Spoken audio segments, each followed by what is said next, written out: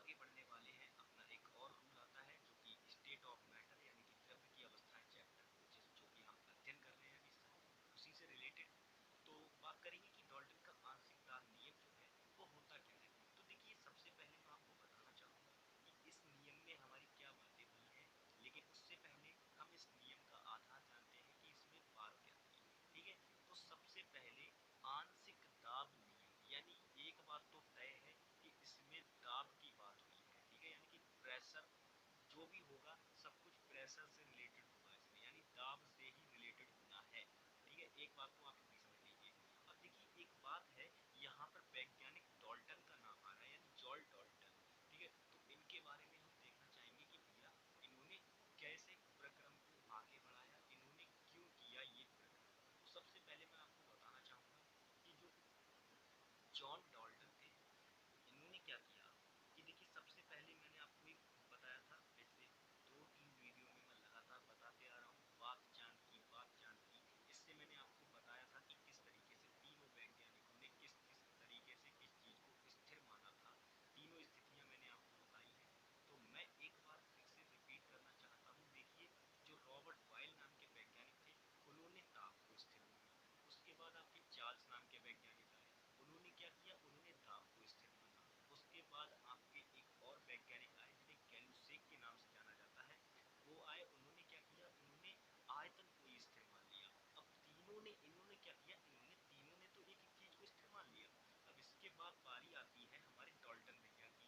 अब डाल्टन भैया बोले यार हम क्या करें, तुमने तो तीनों ने एक एक चीज को स्थिर मान लिया, अब हम पीछे रहने वाले तो है नहीं, हम भी कुछ ऐसा करके दिखाएंगे। अब देखिए भाई साइंटिस्ट बुद्धि थी, तो इन्होंने क्या किया, इन्होंने प्रक्रम को थोड़ा अपने हटके किया और इन्होंने किया कि इन्होंने क्या माना, बोले चलो हम तुम्हारी बात पर रहते हैं। इन्होंने रॉबर्ट बॉयल को पकड़ा, बोले हम तुम्हारी बात पे रहते हैं, हम क्या करेंगे, हम भी ताप को स्थिर मान के प्रक्रम करेंगे। अपना जो भी हमें प्रक्रम करना होगा, जो भी हम अपना प्रयोग करेंगे, वो हम क्या करेंगे, स्थिर यानी ताप को स्थिर मानेंगे। बोले ठीक है भैया तुम करो। अब देखो, अब इतनी बात तो समझ गए कि हमने, इन्होंने क्या माना, ताप को स्थिर माना, यानी रॉबर्ट बॉयल की तरह ही इन्होंने भी ताप को स्थिर मान लिया। अब ताप को स्थिर मान लिया तो सिंपल, अब करते हैं बात अपने रूल की।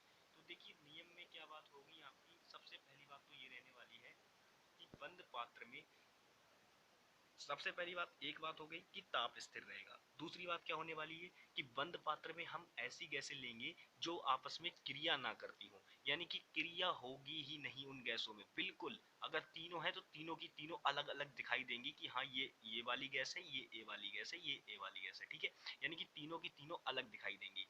तो जब ऐसी गैसें हम भर रखे होंगे उस बंद पात्र में, तो एक नियम इन्होंने दिया था कि उस बंद पात्र पर जो भी दाब लगेगा, जो भी प्रेशर अप्लाई होगा, जो भी प्रेशर लगेगा उस पर, वो कुल दाब क्या होगा, जो गैसें हमने उसमें भर रखी हैं, यानी कि चाहे 3 गैसें भर रखी हो, चाहे 4 गैसें भर रखी हो, चाहे 5 भर रखी हो, जितनी भी भर रखी हो, उनके आंशिक दाब के योग के बराबर होता है।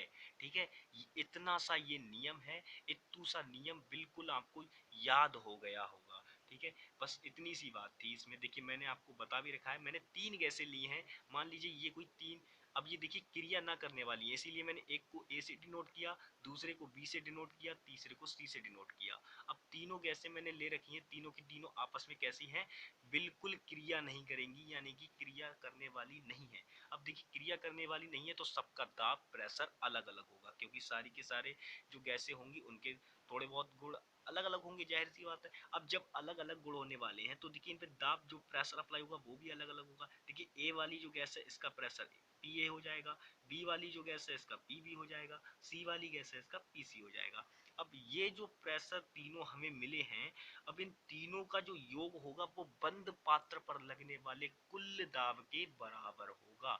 बस इतना सा हमारा ये नियम है। ठीक है, बिल्कुल समझ गए, बहुत अच्छी बात अगर समझ गए तो। चलिए अब आगे देखते हैं कि क्रांतिक ताप क्या होता है। क्रांतिक ताप, क्रांतिक ताप, तो देखिए क्रांतिक ताप में मैं आपको बताना चाहूंगा कि वह ताप, क्रांतिक ताप में क्या होगा, वह ताप जिस पर, ठीक है, ठीक है, वह ताप जिससे अधिक ताप पर किसी भी गैस को द्रवित नहीं किया जा सकता। यानी कि वह ताप होगा जिससे अधिक, यानी कि आप कितना ही टेम्परेचर बढ़ा लो, आप किसी भी गैस को द्रवित नहीं कर सकते, चाहे आप कितना ही दाब, कितना भी प्रेशर क्यों ना बढ़ा दो। तो वह ताप क्या कहलाएगा? आपका क्रांतिक ताप कहलाएगा। ठीक है, तो यानी कि वह ताप जिससे अधिक ताप पर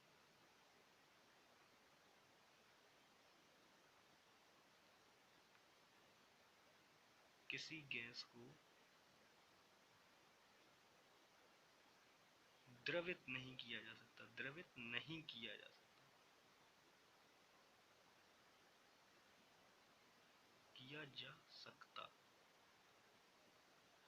वह क्या कहलाता है? आपका द्रवित नहीं किया जा सकता। चाहे, अब देखिए इतनी बात तो हो गई, ये तो यहाँ तक तो एक बात हो गई। इसके बाद दूसरी बात क्या स्टार्ट होती है?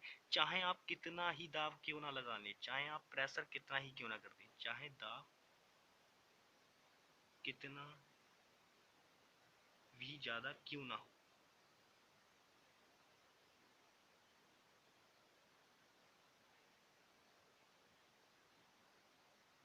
तो वह ताप आपका क्या कहलाने वाला है? क्रांतिक ताप कहलाता है।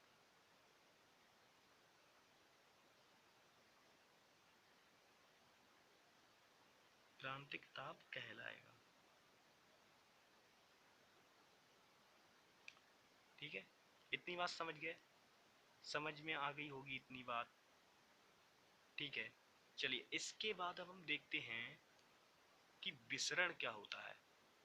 विसरण, विसरण भी एक इसी प्रकार का छोटा सा क्वेश्चन है, इसको भी जल्द से जल्द सॉल्व करते हैं। बाकी फिर हम कल की वीडियो में क्या करेंगे, कल की वीडियो में हम इस चैप्टर को समाप्त कर देंगे बिल्कुल बहुत ही इजी तरीके से। ठीक है, तो विसरण पर हम चर्चा करते हैं। विसरण क्या होता है कि गैसों में एक प्रकृति होती है कि उनको आप जब भी आप उनको खुले स्थान में या खुले वातावरण में जब आप उन्हें रखोगे तो वो क्या करती, बहुत ही तेजी से, यानी कि इतनी तेज हवा में घुल जाती हैं कि बिल्कुल, आप यहाँ पे खोलो, मान लीजिए आप बंद कमरे में हो और बंद कमरे में आप क्या करो, सेंट, सेंट बोलते हो ना, इत्र जैसे, आप उसे खोल दो, उसे खोलोगे तो एक सेकंड के अंदर अंदर ऐसा लगेगा जैसे पूरे कमरे में महक फैल गई हो, अजीब सी खुशबू।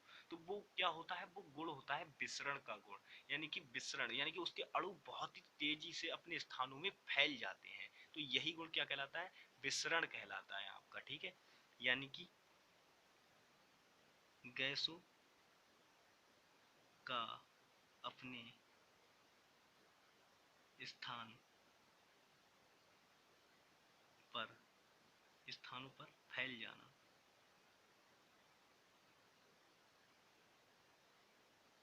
विसरण कहलाता है।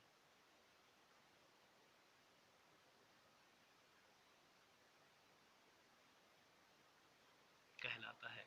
अब देखिए यही तो मैंने आपको बेसिक बता दिया कि विसरण कहलाता है। अब मैं इसके बारे में आपको एक बात और बताना चाहूँगा कि देखिए, ये तो मैंने आपको बता दिया कि ये गुण आपका विसरण कहलाता है। ठीक है, अब एग्जाम्पल मैंने आपको लिया था इत्र वाला, आप चाहे तो किसी और चीज़ का भी ले सकते हैं। जैसे मान लीजिए आपने देखा होगा कि कभी कभार अगर धोखे में आपने देखा होगा कि एलपीजी गैस का जो सिलेंडर होता है वो अगर खुला छूट जाए तो क्या होता है, आपको थोड़ी देर बाद ऐसा लगेगा जैसे महक सी आ रही है। तो वो क्या होता है, क्योंकि वो एक प्रकार की गैस है। अब गैस है तो उसमें विसरण का गुण होगा, जब विसरण का गुण होगा तो उसके अणु जैसे ही वो बाहर निकलेगी वहां से, तो उसके अणु क्या होंगे कि खुले वातावरण में बहुत ही तेजी से आगे बढ़ेंगे। जब बहुत तेजी से वो आगे बढ़ेंगे तो उससे क्या हो जाएगा, उससे क्या होगा, वो बिल्कुल बहुत तेजी से फैलेंगे भी। जब फैलेंगे तो वो क्या करेंगे कि उनकी जो खुशबू होगी वो पूरे उसमें फैल जाएगी, तो आपको पता चल जाएगा कि यार कहीं ना कहीं से लिकश हो रहा है। ठीक है, तो ये होता है। तो ठीक है, हमने बता दिया आपको,